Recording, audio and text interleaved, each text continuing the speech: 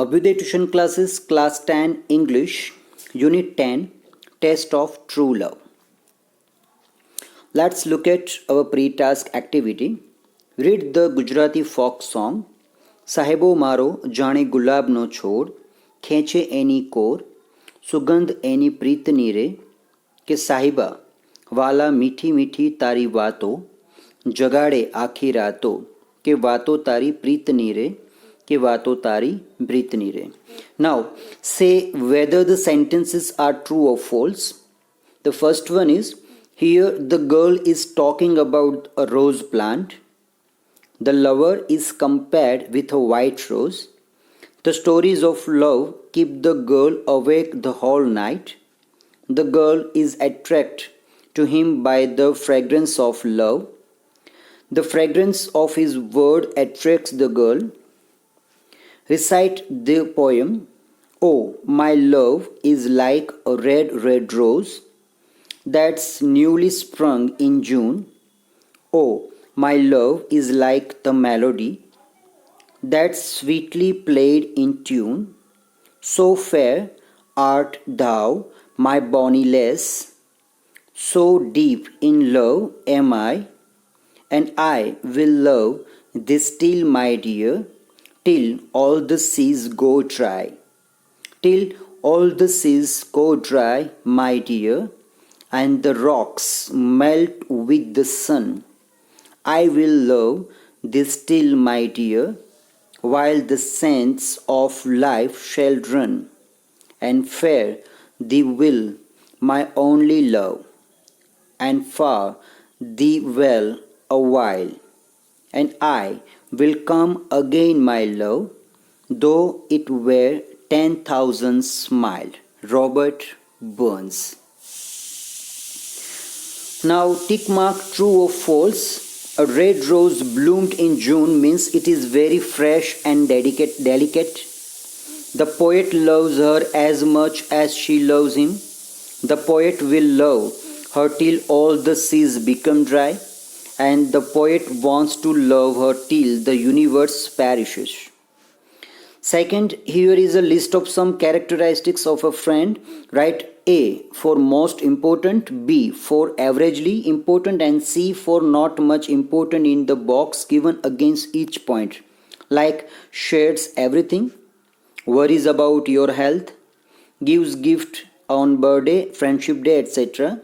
Rely upon him or her in any emergency, never inquires about your personal details, has the same taste and liking about food or dress or hobbies as you have, does not enjoy without you, considers you as the best friend and helps you in studies,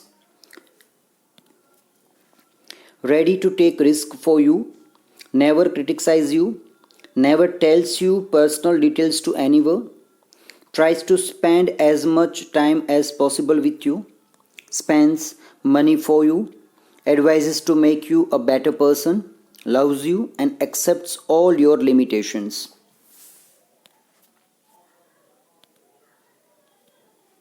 Now let's have a look on your delected portion, a test of true love.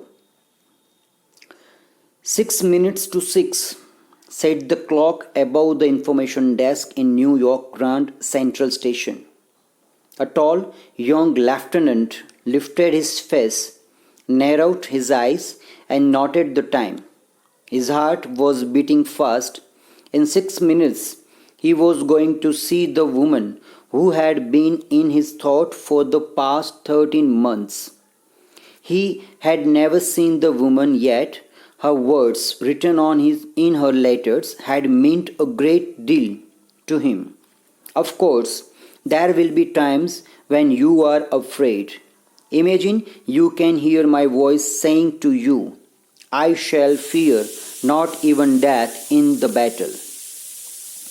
He had remembered these words and they had given him a new strength. Now he was going to hear her real voice. It was 4 minutes to 6. A girl passed by him and Lieutenant Blandford looked closely. She was wearing a flower, but it was a white rose. He was to recognize his friend by a red rose. Besides, this girl was only about 18 and Manil had told him she was 30. His mind went back to the book of he had read in the training camp of Human Bondage. He was the title of the novel, and throughout its pages were notes in a woman's handwriting. He had never believed that a woman could understand a man's thought so well. Her name was inside the cover of the book, Hollis Manil. He had found her address in a New York telephone directory. He had written her letter and she had answered. The next day, his army group had moved overseas, but he and Hollis Manil had continued writing to each other. For 13 months, she had written to him regularly. Even when his letters did not arrive, she kept on writing. Now he believed that he loved her and that she loved him. She had refused all his requests for her photograph. She had explained, "If your feeling for me has any reality, my looks won't matter. Suppose I am beautiful, I would always have the idea that you were attracted by a pretty face, and that kind of love would displease me. Suppose I am not pretty, then I would always fear that you were writing to me because you were lonely. No, don't ask for my picture.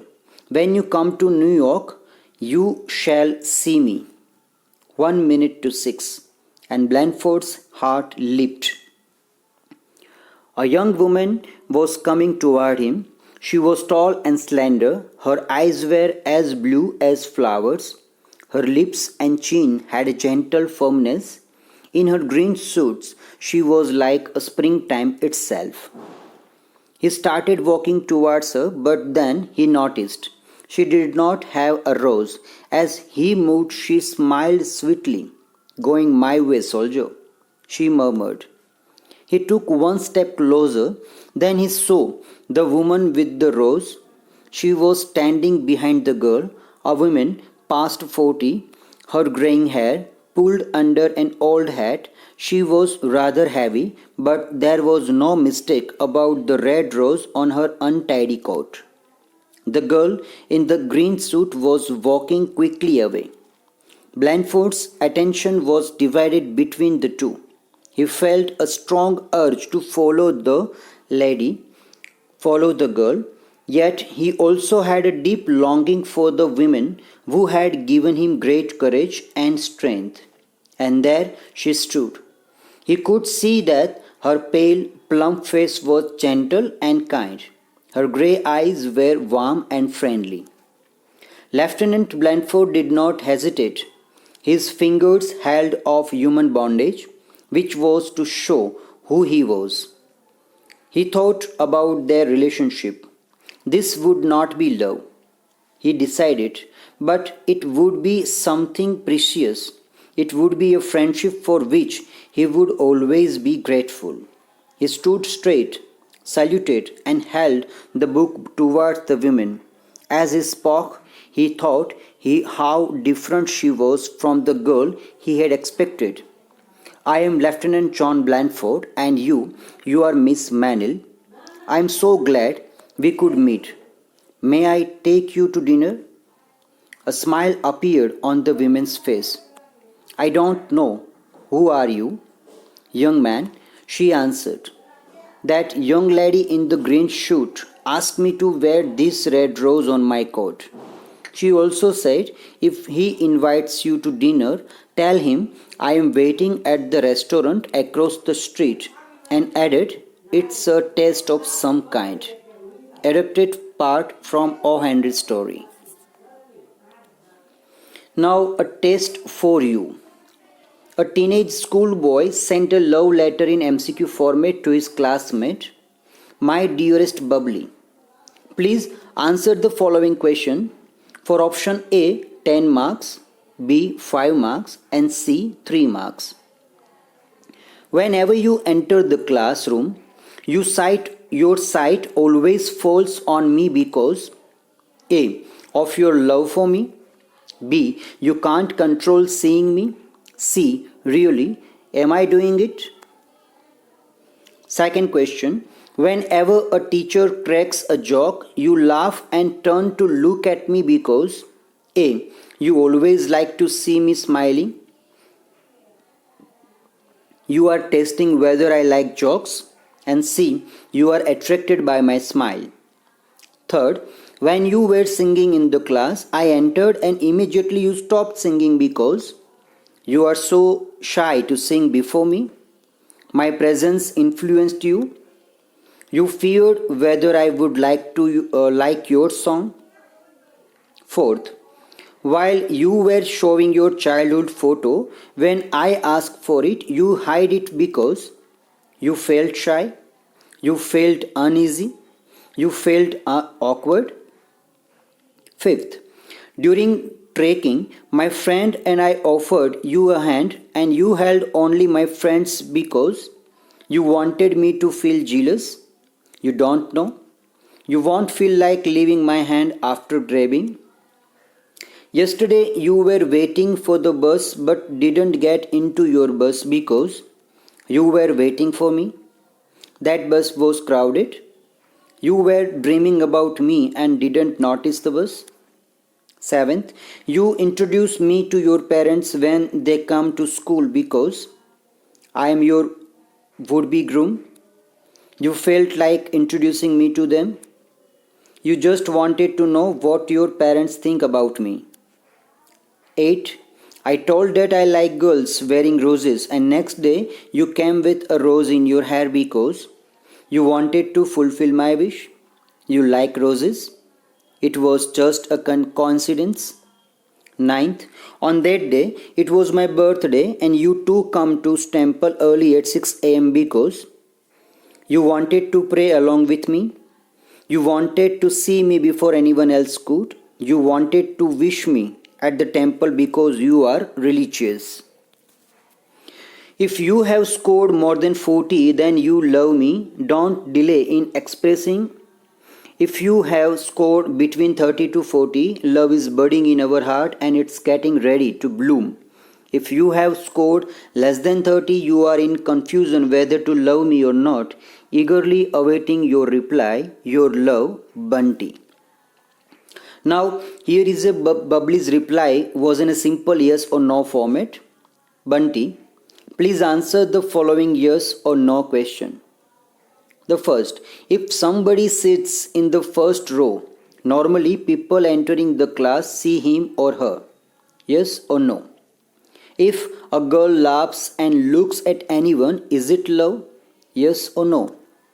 While singing, if somebody forgets some lines, would he or she stop singing or not?